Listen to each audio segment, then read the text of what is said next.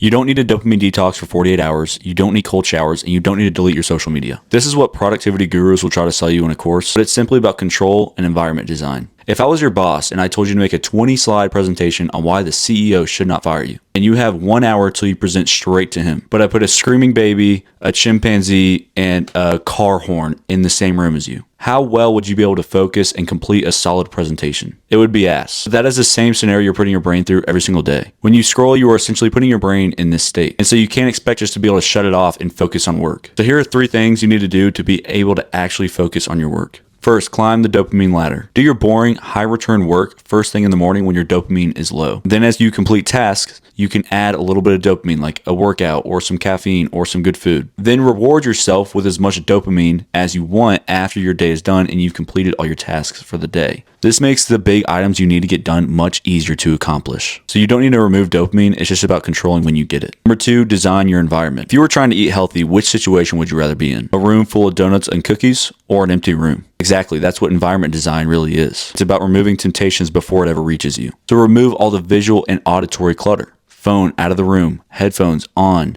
do not disturb on, completely removing the temptation of distraction from your environment. 3, keep it simple. You don't need a 1 hour, 15-step morning routine with a complex Notion dashboard and a perfectly aesthetic desk. You need caffeine, a to-do list, and some execution. I think people spend more time building productivity systems than actually being productive. Focus on simple systems like a simple to-do list, a simple calendar, and a simple 2 to 3 step routine to get you into that work. Forget dopamine detox, build systems that build real progress.